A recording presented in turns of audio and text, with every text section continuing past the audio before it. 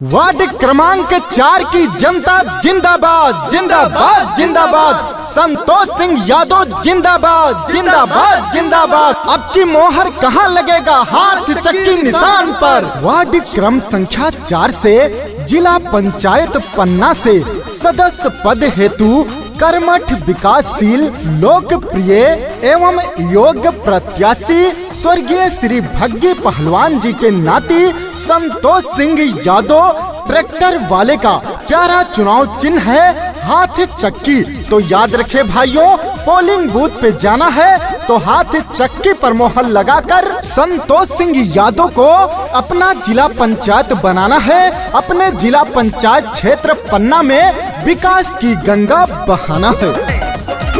कहती है जनता सारी, कर ली सबने तैयारी, जीतेंगे अब की भैया, अब की है इनकी बारी।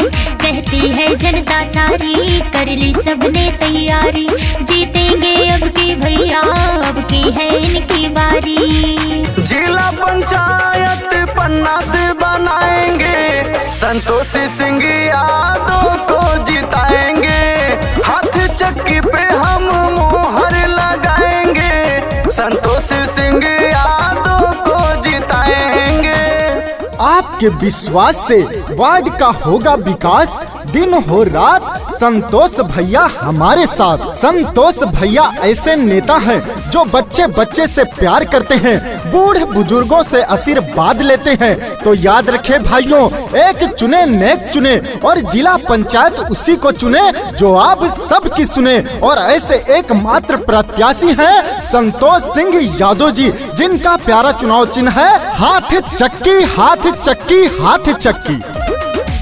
दुखिया गरीबों का साथ ये निभाएंगे, शौचालय पेंशन आवास भी दिलाएंगे, शौचालय पेंशन आवास भी दिलाएंगे। हाँ, दुखिया गरीबों का साथ ये निभाते हैं, सीधा स्वभाव इनका सबके मन को भाते हैं। गांव गांव में गली गली में गूंजे यही नारा, संतोष सिंह यादव बने जिला पंचायत हमारा।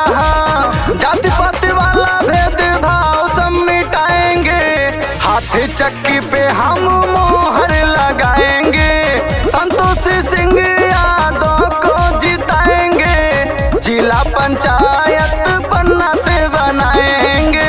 खेतों में खलिहानों में जनता के अरमानों में हर पल मिलेंगे गरीब मजदूर किसानों में आपके भाई आपके बेटे संतोष सिंह यादव जी। तो याद रखे भाइयों, चाचा चाची का प्यारा चुनाव चिन्ह हाथ की चक्की, दादा दादी का प्यारा चुनाव चिन्ह हाथ चक्की, सभी गरीब मजदूरों का प्यारा चुनाव चिन्ह हाथ चक्की। हाथ चक्की पर मोहर लगाना है, संतोष सिंह यादव को जिताना है, वार्ड क्रम 4 से जिला पंचायत सदस्य बनाना है।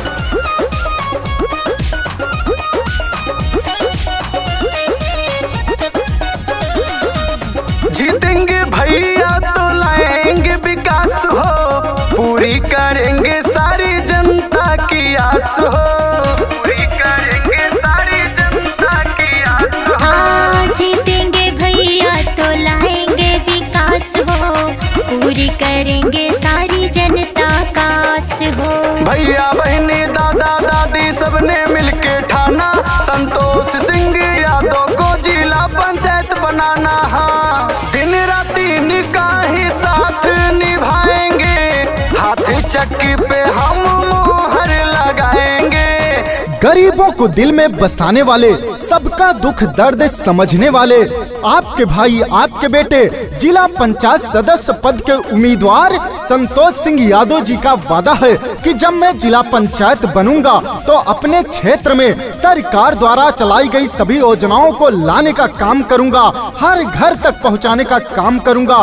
तो याद रखे भाइयों, सभी योजनाओं का लाभ उठाना है तो इस बार हाथ चक्की पर मोहर लगाकर संतोष सिंह यादव को जिताना। जहाँ जहाँ जाओ वहीं होती इनकी बात हो, जनता ये ठान चुकी है देगी अब की साथ हो, जनता ये ठान चुकी है देगी अब की साथ हो। हाँ, जहाँ जहाँ जाओ वहीं होती इनकी बात हो, जनता ये ठान चुकी है देंगे इनका साथ हो। गाँव गाँव में रोड